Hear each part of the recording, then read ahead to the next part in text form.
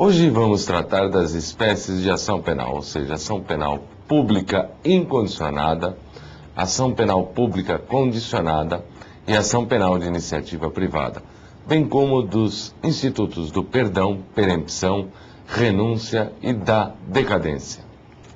O artigo 100 do Código Penal traça as regras básicas em torno da ação penal.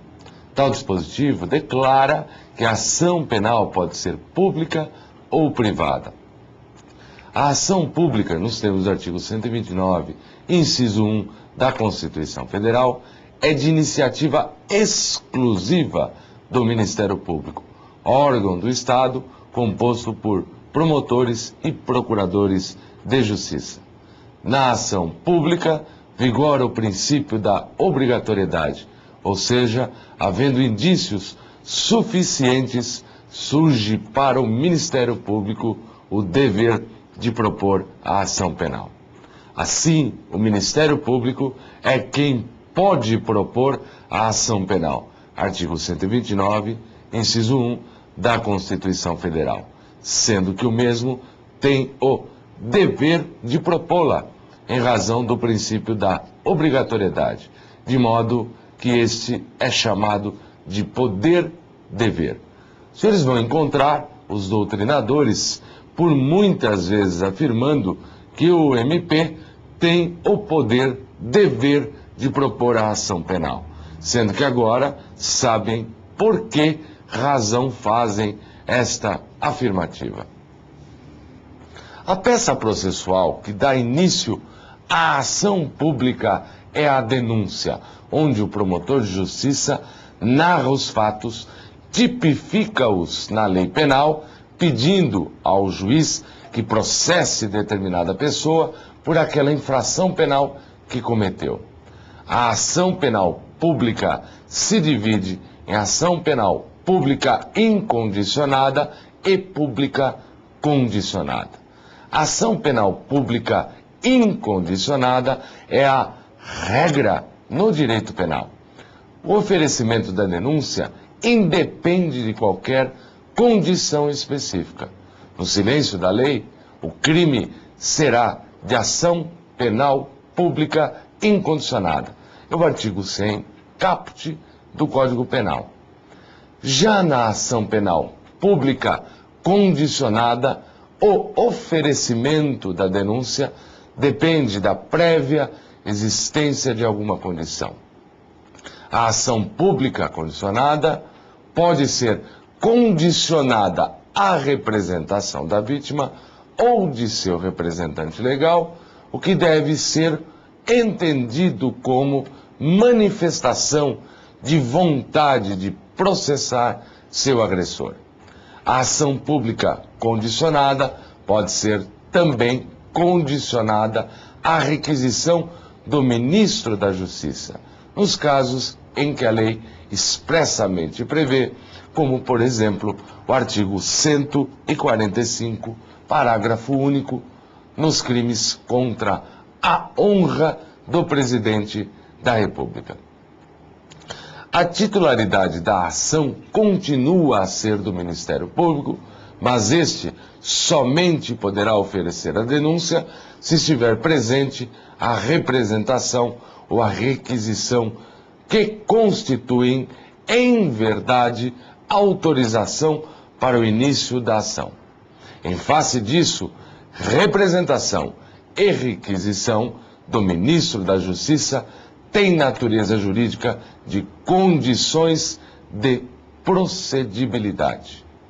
Veja-se, entretanto, que a existência da representação ou requisição não vincula o Ministério Público, que goza de dependência funcional, e assim poderá deixar de oferecer a denúncia, promovendo o arquivamento do inquérito policial ou das peças de informação. O prazo para o exercício do direito de representação é de 6 meses, contado do dia em que a vítima venha a saber quem é o autor do crime. Observem, não é contado este prazo do dia do crime. O correto é contar efetivamente do dia em que a vítima venha a saber quem é o autor do crime, que por vezes não coincide com um dia em que ocorreu a infração penal, na forma do artigo 103 do nosso Código Penal. Uma vez oferecida a representação, a mesma pode ser retratada, ou seja, a vítima pode voltar atrás e afirmar que pensou melhor e não pretende processar seu agressor. Porém, a representação será irretratável uma vez oferecida a denúncia nos termos do artigo 102 do nosso Código Penal. A lei fala em oferecimento da denúncia, o que não se confunde com o recebimento da denúncia pelo juiz. Indaga-se na doutrina e na jurisprudência da possibilidade de retratação da retratação, ou seja, a vítima apresenta a representação, se retrata da representação apresentada e pretende, ao final, retratar da retratação, vale dizer, oferecendo nova representação. Neste caso, a doutrina e os tribunais têm entendido que a retratação da retratação tem característica de uma nova representação, que pode ser feita desde que dentro do prazo de 6 meses, previsto no artigo 103 do Código Penal. Vale dizer que não é possível a retratação da retratação se já decorreu o prazo de 6 meses, contado este do dia em que a vítima teve conhecimento da autoria do crime. Para se saber quando um crime é de ação pública condicionada, basta verificar o tipo penal, pois a lei explicitamente utiliza das expressões somente se procede mediante representação, ou somente se procede mediante queixa, ou ainda somente se procede mediante requisição do ministro da Justiça, logo abaixo do tipo penal. Como, por exemplo, podemos citar o artigo 147 do Código Penal, que em seu parágrafo único tem a seguinte redação: somente se procede mediante representação. Contudo, o Código Penal não facilita tanto as coisas assim. Não basta verificar somente o tipo penal para saber qual o tipo de ação penal. Às vezes, é necessário analisar o final do capítulo, onde encontramos as chamadas disposições gerais, as quais disciplinam o tipo de ação penal para os crimes previstos naquele capítulo. Por exemplo, podemos observar o artigo 145 do nosso Código Penal, o qual contém normas referentes aos crimes contra a honra, os quais, em regra, são de ação penal de iniciativa privada. Outras vezes, será necessário analisar todo o título em que se encontra o tipo penal, pois no final deste pode haver capítulo normalmente denominado como disposições gerais, o qual contém dispositivos concernentes ao tipo de ação penal. Por exemplo, o artigo 225 do nosso Código Penal, que trata da ação penal nos crimes contra os costumes, os quais são, em regra, de iniciativa privada. Assim sendo, para saber qual o tipo de ação penal para um crime específico, primeiramente, vou observar o próprio tipo, para saber se há alguma norma dispondo a respeito da ação penal. Se nada houver, possivelmente, este crime se processa mediante ação pública incondicionada. A seguir, para confirmar este fato, será necessário ir até o final do capítulo, que está inserido o tipo penal. Se não houver nenhuma norma dispondo a respeito da ação penal, possivelmente este crime se processa mediante ação penal pública incondicionada. Feito isto, para confirmar esta assertiva, irei ao final do título em que o crime está incluído e verificarei se não há nenhum capítulo ou artigo dispondo sobre o tipo de ação penal. Se nada houver, este crime então é de ação pública incondicionada. Vamos a um pequeno exercício. Pegam o Código Penal, abram no artigo 155. É o crime de furto. Este está incluído no título 2 dos crimes contra o patrimônio, capítulo 1 do furto. Nesse artigo, nada há a respeito do tipo de ação penal. No artigo 156, último artigo deste capítulo, temos uma disposição, ou seja, o parágrafo 1º, que estabelece que a ação penal depende de representação, mas esta somente é aplicável ao próprio artigo 156, furto de coisa comum, e não ao artigo 155 do Código Penal. Muito bem, prosseguimos na nossa análise desse tipo penal. E vamos ao final do título. Observem que estamos no título 2 dos crimes contra o patrimônio, o último capítulo deste título é o capítulo 7. Ok? Melhor, capítulo 8, que inicia com o artigo 181 do Código Penal.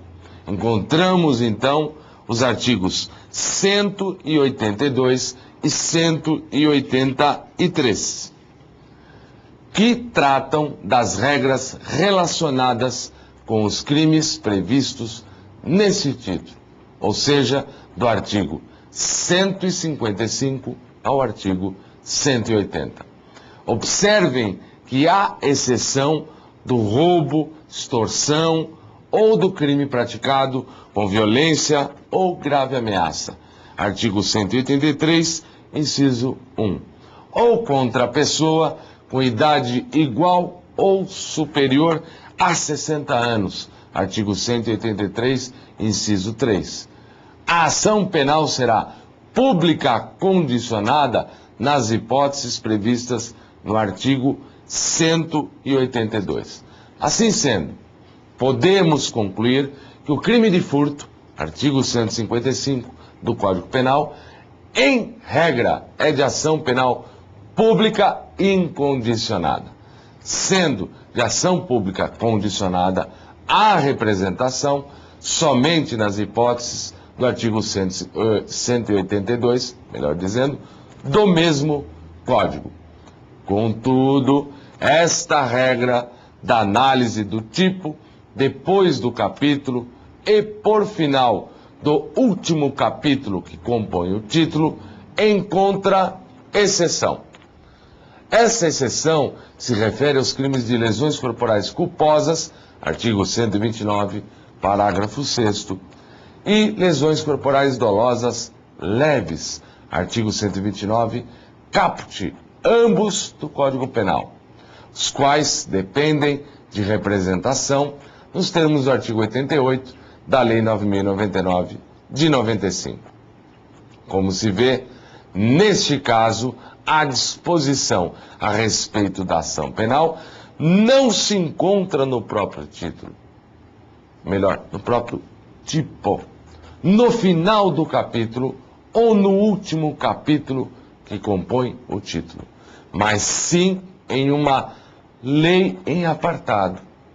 Às vezes, em se tratando de legislação especial, a regra concernente à ação penal se encontra em capítulo específico, que trata de disposições gerais, as quais nem sempre aparecem depois dos crimes, como é o caso do artigo 291, parágrafo único do Código de Trânsito Brasileiro, que determina a aplicação do artigo 88 da Lei 9.099 de 95, que determina que a ação penal é dependente de representação ao crime de lesão corporal culposa na condução de veículo automotor, que é previsto no artigo 303 da mesma lei.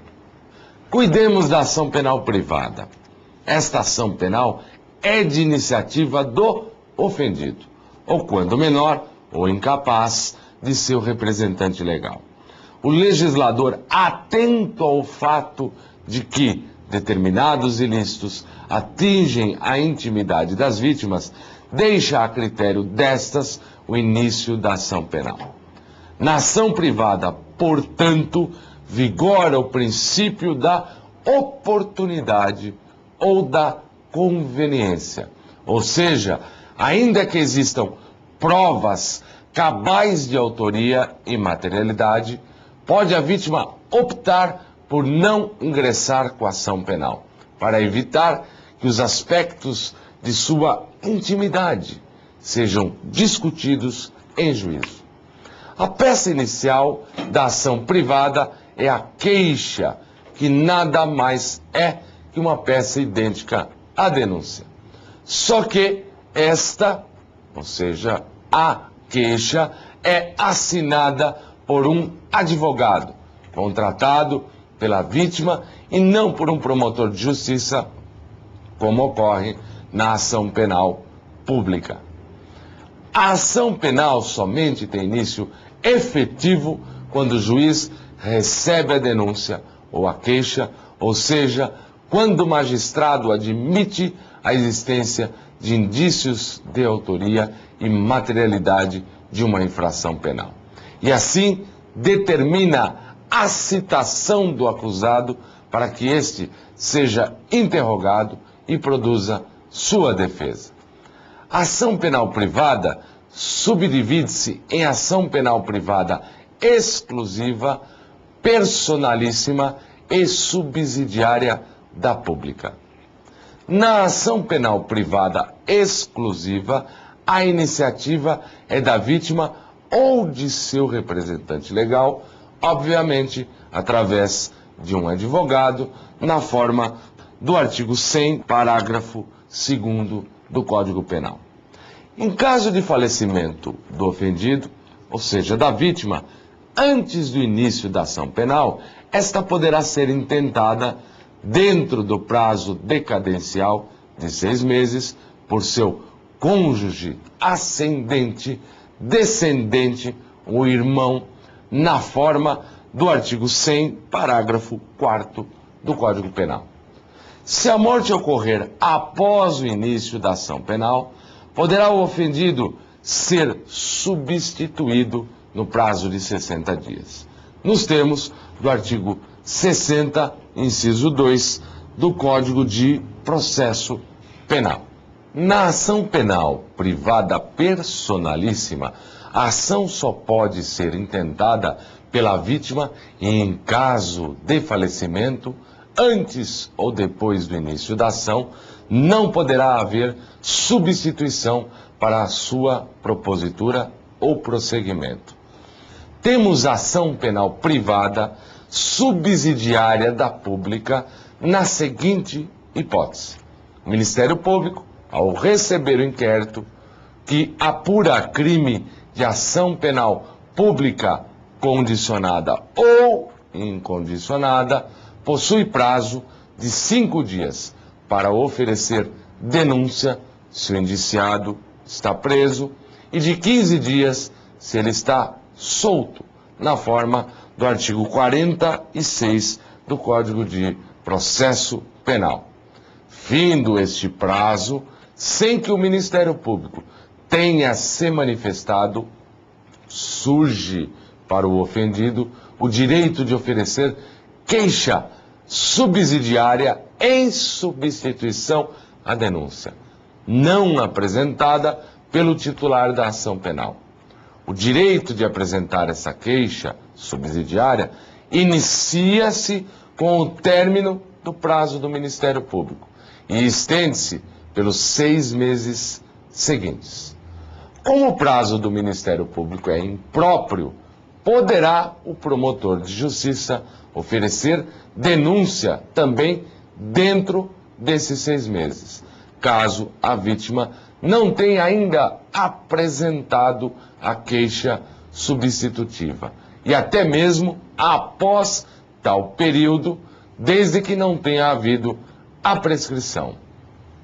Essa espécie de ação só é possível quando o Ministério Público não se manifesta dentro do prazo.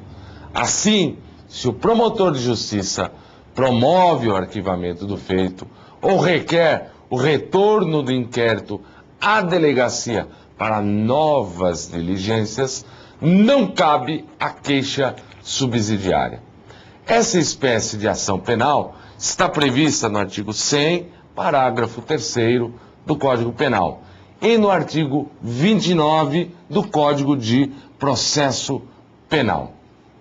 Não fere, evidentemente, este tipo de ação penal o artigo 129, inciso 1 da Constituição Federal, o qual atribui ao Ministério Público o direito exclusivo de iniciar a ação penal pública, uma vez que a própria Carta Magna, em seu artigo 5º, inciso 59, dispõe que será admitida ação privada nos crimes de ação pública se esta não for intentada no prazo legal. Conforme mencionado, para saber se um delito se apura mediante uma ação ou outra espécie de ação, é necessário analisar o próprio dispositivo que descreve a infração penal. Exemplo, artigo 121 do Código Penal descreve o crime de homicídio e nada menciona acerca do tipo de ação penal. É, portanto, crime de ação penal pública incondicionada. O artigo 147 do Código Penal descreve o crime de ameaça. Em seu parágrafo único, estabelece que somente se procede mediante representação. Trata-se, pois, de crime de ação pública condicionada à representação. Acontece, entretanto, que em vários crimes da parte especial, a lei não menciona a espécie de ação penal, passando aí a impressão de que o crime de ação é de ação penal pública incondicionada. Mas no final do capítulo, em um dispositivo específico, traz regras para regulamentar a espécie de ação de todos os crimes nele contidos. Nos crimes de calúnia, difamação, injúria, ou seja, artigo 138 a 140 no nosso Código Penal, a lei nada menciona a respeito da ação penal. Mas, no artigo 145, há várias regras regulando o tema. Ação privada, como regra, seguida de várias exceções em que a ação é pública. No crime de estupro, artigo 213 do nosso Código Penal, a lei nada menciona acerca do tipo de ação penal, mas o artigo 225, já no capítulo das disposições gerais, constam vários dispositivos a respeito do tema, sendo que, de regra, o estupro se apura mediante ação privada. Por fim, nos crimes de lesões corporais dolosas, leves e lesões corporais culposas, artigo 129 caput e 129 parágrafo 6º, a ação penal passou a ser pública condicionada à representação, em razão do que dispõe o artigo 88 da Lei 9.099 de 95, não havendo entretanto, qualquer menção a esse respeito no Código Penal. Cuidemos da ação penal nos crimes complexos.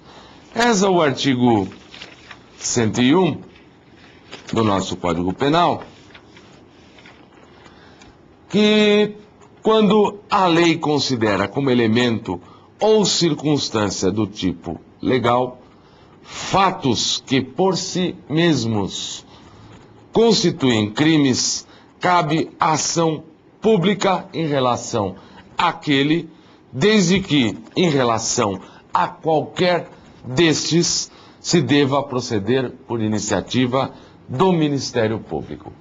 O crime complexo é aquele cujo tipo é constituído pela fusão de dois ou mais tipos penais, ou aquele cujo tipo penal funciona como qualificadora do outro. Exemplo: o crime de roubo é um crime complexo, uma vez que surge da fusão dos crimes de furto e ameaça. O crime de latrocínio é delito complexo, pois se caracteriza pelo fato de uma morte, homicídio, funcionar como qualificadora do roubo. Assim, pode ocorrer que um dos crimes componentes da unidade complexa seja de ação pública e o outro de ação privada. Nesse caso, conforme dispõe o artigo 101, o crime complexo será de ação pública. Exemplos: injúria real, artigo 140, parágrafo 2º, se com a prática de injúria real a vítima sofre lesões, ainda que leves, esse crime será apurado mediante a ação pública. O crime de estupro, artigo 213, é de ação privada. Se o fato resulta lesão corporal grave ou morte, surge o crime complexo, chamado estupro qualificado, artigo 223 do nosso Código Penal. Como o homicídio é de ação pública, o estupro qualificado pela morte também se apura mediante ação pública. A súmula 608 do Supremo Tribunal Federal estabelece que o estupro cometido mediante violência real, violência física provocada pelas vias de fato ou lesões corporais, é crime complexo e, por isso, apura-se mediante ação pública, uma vez que as vias de fato e as lesões, elementos componentes dessa figura, são infrações penais apuráveis justamente mediante ação pública. Vamos estudar a decadência, que é causa instintiva da punibilidade, prevista no artigo 107, inciso 4º do nosso Código Penal. Na ação penal privada, a decadência corresponde à perda do direito de ação do ofendido em face do decurso do prazo sem oferecimento da queixa.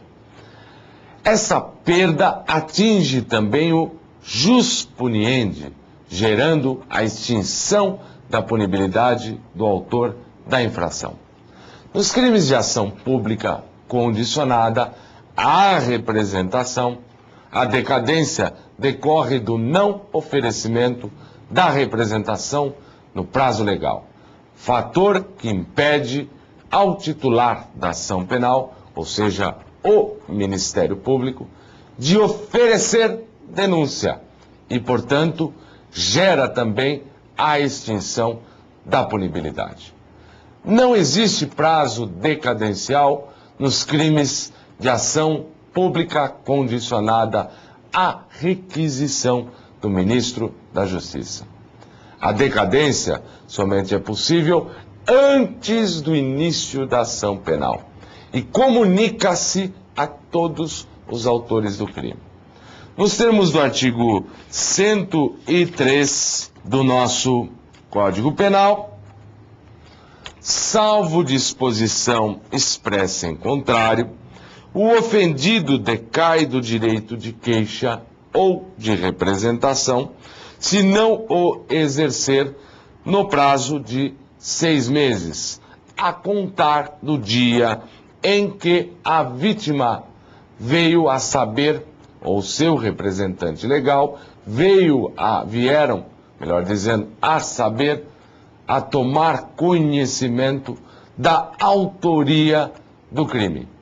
Na ação privada, esse é o prazo para que seja oferecida a queixa-crime. Na ação pública condicionada, o prazo é para que seja oferecida a representação, que é uma condição de procedibilidade para que o titular da ação penal possa oferecer denúncia. Veja-se, pois, que sendo a representação oferecida no prazo, a denúncia poderá ser oferecida ainda após os 6 meses.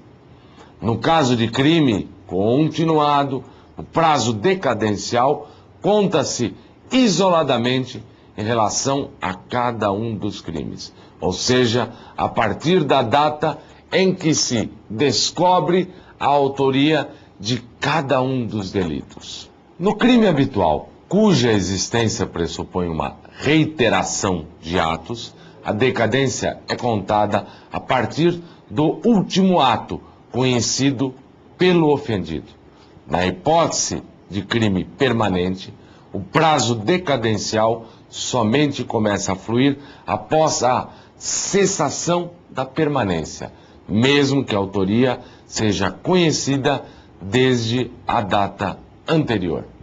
O prazo decadencial é matéria prevista no Código de Processo Penal, artigo 38, e no Código Penal, artigo 103. Trata-se, portanto, de instituto híbrido, motivo pelo qual surgiu discussão em torno da natureza deste prazo, natureza jurídica deste prazo. Se ele seria processual, no qual se exclui o primeiro dia da contagem, ou penal, pelo qual o primeiro dia é incluído no cômputo do prazo. A doutrina concluiu ser o prazo penal, uma vez que pode gerar a extinção da punibilidade do agente, devendo assim optar-se pela solução mais benéfica ao acusado. O curso do prazo decadencial não se interrompe e não se suspende.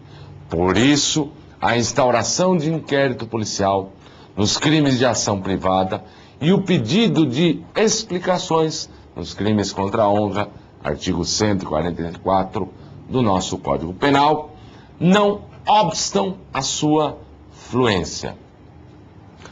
Por outro lado, nos crimes de ação pública condicionada, que sejam ao mesmo tempo infrações de menor potencial ofensivo, abrangidos pela Lei 9.099 de 95, combinada com a Lei 10.259/01, a representação pode ser oferecida na audiência preliminar após ter sido frustrada a tentativa de composição dos danos civis, mas, evidentemente, dentro do prazo de 6 meses, contados este prazo do dia em que a vítima veio a saber quem é o autor da infração.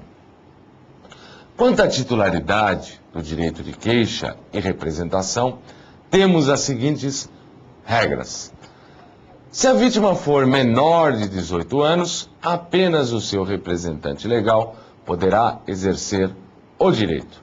Pela legislação civil, representantes legais são os pais, tutores ou curadores. Contudo, a jurisprudência tem admitido que o direito seja exercido por outras pessoas que tenham a guarda ou a responsabilidade de fato sobre o menor, como, por exemplo, avós, tios, etc. Se não tiver representante legal, o juiz deve nomear um curador especial para avaliar a conveniência do oferecimento da queixa ou representação, na forma do que estabelece o artigo 33 do Código de Processo Penal. O curador especial deve ser pessoa de confiança do magistrado e, como já mencionado, não é obrigado a oferecer a queixa ou representação, incumbindo-lhe, em verdade, avaliar se o ato poderá trazer benefícios ou prejuízos ao menor. Outra hipótese de nomeação de curador especial é se houver colidência de interesses entre a vítima menor e seus representantes, por serem estes os autores da infração penal, na forma do que estabelece o artigo 33 do Código de Processo Penal.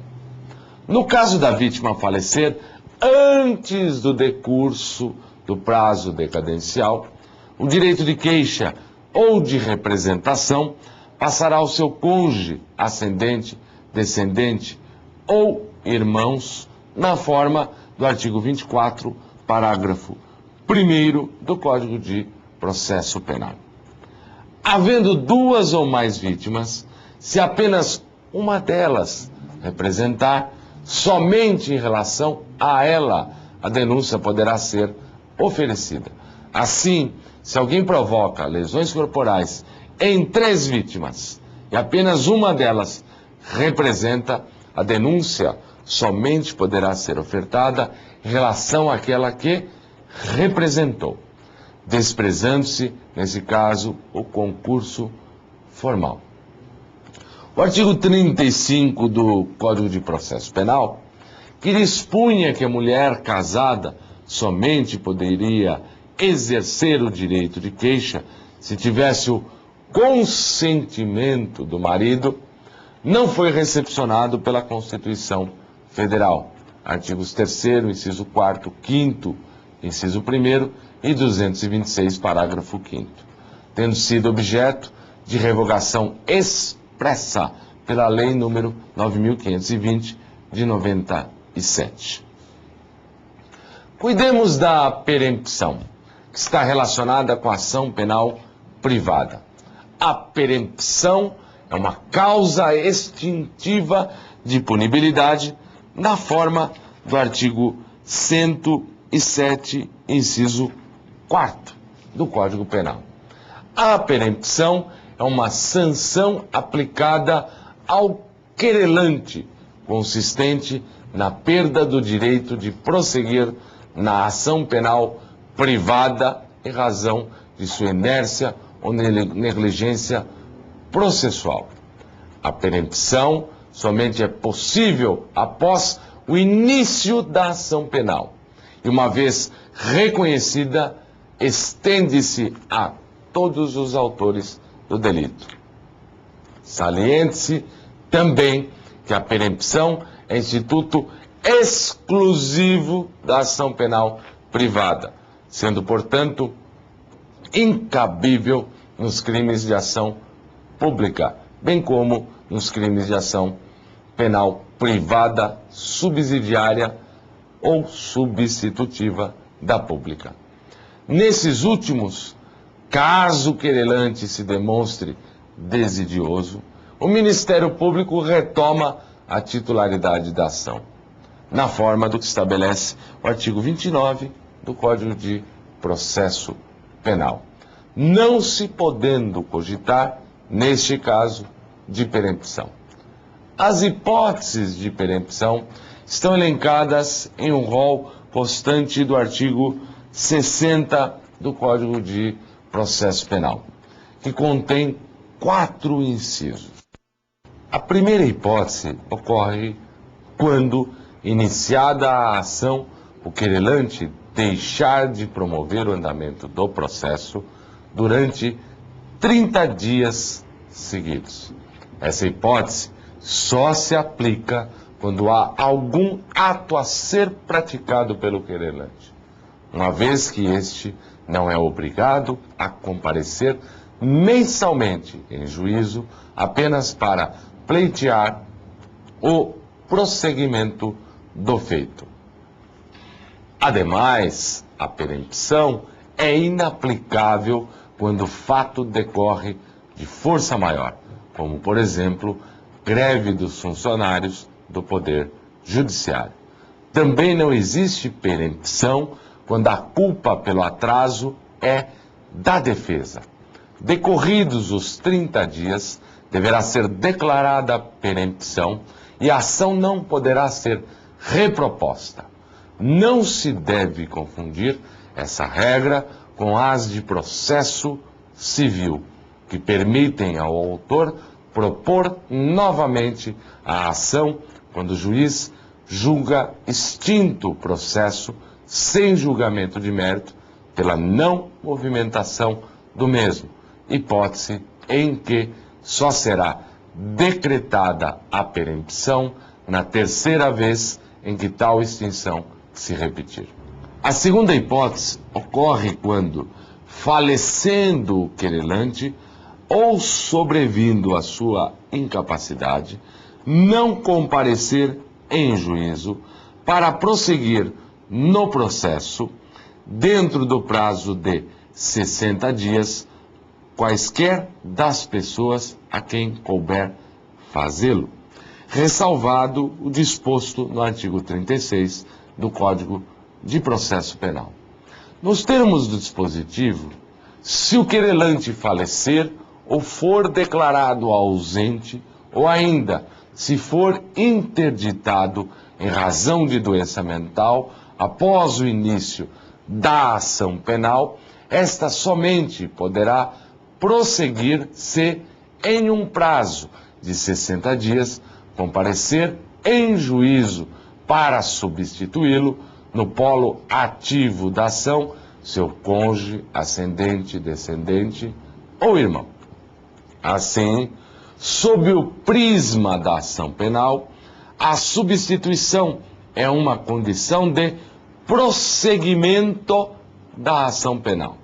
Não satisfeita essa condição, a ação está perempta. Vejam que nos termos do artigo 36, melhor dizendo, do Código de Processo Penal, se após a substituição houver desistência por parte do novo querelante, os outros sucessores poderão prosseguir na ação. A terceira hipótese ocorre quando o querelante deixar de comparecer sem motivo justificado a qualquer ato do processo a que deva estar presente, ou deixar de formular o pedido de condenação nas alegações finais. Esse dispositivo prevê duas hipóteses de perempção. A primeira delas se dá quando a presença física do querelante é indispensável para a realização de algum ato processual e este, sem justa causa, deixa de comparecer. Exemplo, querelante intimado para prestar depoimento em audiência, falta a audiência. A maior parte da doutrina entende haver perempção quando o querelante não comparece na audiência de tentativa de reconciliação no procedimento dos crimes contra a honra, por se tratar de ato no qual ele deva estar presente. Há, todavia, entendimento em sentido contrário, uma vez que essa audiência é feita antes do recebimento da queixa, sendo, portanto, anterior ao início do processo, fato que tornaria inaplicável o instituto da perempção, que só pode ser aplicado após o início da ação. A segunda hipótese mencionada nesse inciso é a falta de pedido de condenação nas alegações finais. O não oferecimento das alegações finais equivale à ausência do pedido de condenação. Tratando-se de dois crimes e havendo pedido de condenação, somente em relação a um haverá perempção apenas em relação ao outro. A quarta hipótese ocorre quando, sendo querelante pessoa jurídica, esta se extinguir sem deixar sucessor. Assim, se a empresa for incorporada por outra, ou apenas alterada a razão social, poderá haver o prosseguimento da ação. Estudemos a renúncia, que também é causa extintiva da punibilidade, prevista no artigo 107, inciso 5 do Código Penal. A renúncia é um ato através do qual o ofendido abre mão, vale dizer, abdica do direito de oferecer a queixa. Trata-se de ato unilateral, uma vez que, para produzir efeitos, independe da aceitação do autor do delito. A renúncia só pode ocorrer antes do início da ação penal, antes do recebimento da queixa. Alguns autores, todavia, entendem que, quando o ofendido abre mão do direito após o oferecimento da queixa e antes do seu recebimento, existe em verdade desistência do direito de ação. Trata-se, entretanto, de mera questão de nomenclatura, pois, ainda que se chame esta hipótese de desistência, as regras a serem seguidas são as mesmas referentes à renúncia. Uma vez que o artigo 107, inciso 5, somente mencionou a renúncia e o perdão como causas extintivas da punibilidade, sendo certo que este último só é cabível após o recebimento da queixa, ou seja, após a formação da relação jurídica processual. Assim, fora a hipótese que alguns chamam de desistência, a renúncia é sempre esta processual. Os termos do artigo 49 do nosso Código de Processo Penal, a renúncia em relação a um dos autores do crime se estende a todos os demais. Trata-se da regra decorrente do princípio da indivisibilidade da ação penal privada, prevista no artigo 48 do Código de Processo Penal. A renúncia sempre foi instituto exclusivo da ação penal privada. Porém, a Lei 9.099, de 95, criou uma hipótese de aplicação desta às infrações de menor potencial ofensivo, apuráveis mediante ação pública condicionada à representação. Com efeito, o artigo 74, parágrafo único da mencionada lei, estabeleceu que, nos crimes de ação penal privada e ação penal pública condicionada à representação, a composição em relação aos danos civis homologada pelo juiz na audiência preliminar implica em renúncia ao direito de queixa ou de representação. Essa regra da Lei 9.099 de 95 trouxe também a possibilidade de a renúncia, excepcionalmente, não se estender a todos os autores do crime. Suponha-se que duas pessoas em concurso cometem um crime contra alguém e que apenas um dos autores do delito se componha com a vítima em relação apenas à parte dos prejuízos provocados, a metade Por exemplo, parece-nos inegável que, nesse caso, somente aquele que se compôs com a vítima é que faz jus ao reconhecimento da renúncia. Havendo duas vítimas, a renúncia por parte de uma não atinge o direito da outra oferecer queixa. Estudemos as espécies de renúncia. A renúncia pode ser expressa ou tácita. A renúncia expressa é aquela que consta de declaração escrita e assinada pelo ofendido, por seu representante legal ou por procurador com poderes especiais, na forma do que dispõe o artigo 50 do Código de Processo Penal. A renúncia tácita decorre da prática de ato incompatível com a intenção de exercer o direito de queixa e admite qualquer meio de prova na forma do artigo 57 do Código de Processo Penal. Exemplo, casamento do autor do crime com a vítima.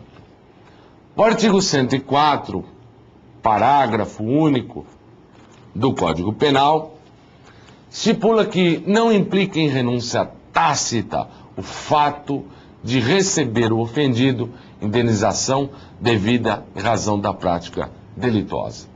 Essa regra, entretanto, não se aplica às infrações de menor potencial ofensivo, pois, conforme já mencionado, a simples composição acerca dos danos civis, realizada na audiência preliminar e homologada pelo juiz, gera renúncia ao direito de queixa e, por consequência, a extinção da punibilidade.